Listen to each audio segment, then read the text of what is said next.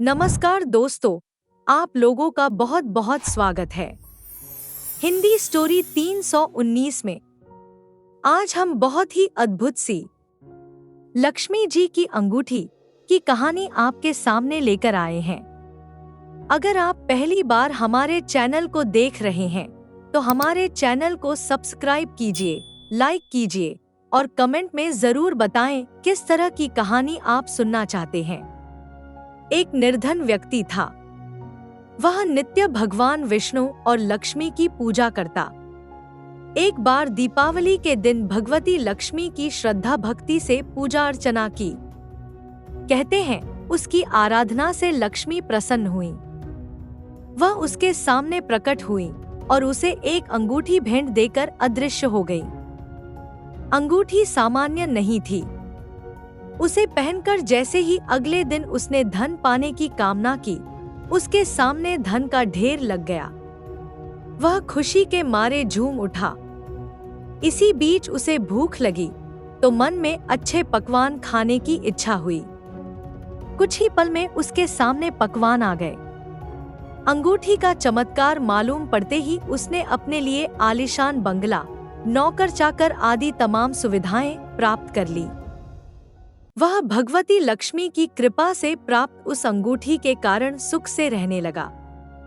अब उसे किसी प्रकार का कोई दुख, कष्ट या चिंता नहीं थी। नगर में उसका बहुत नाम हो गया।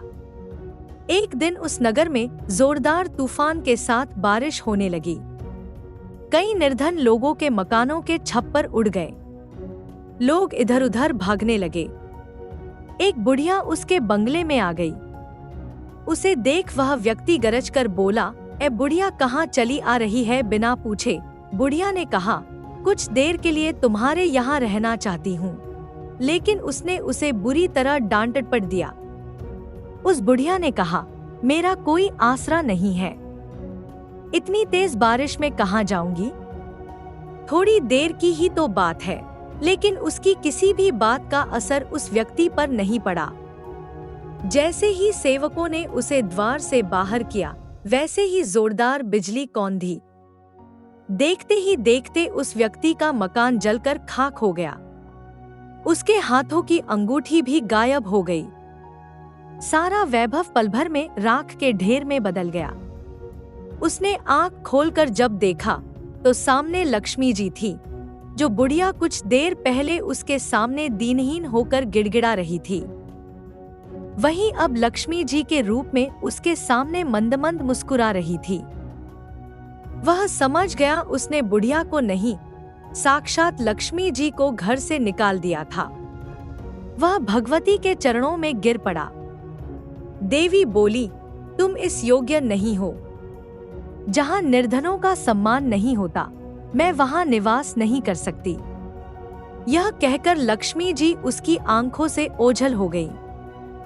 आप लोगों का बहुत बहुत धन्यवाद इस कहानी को सुनने के लिए।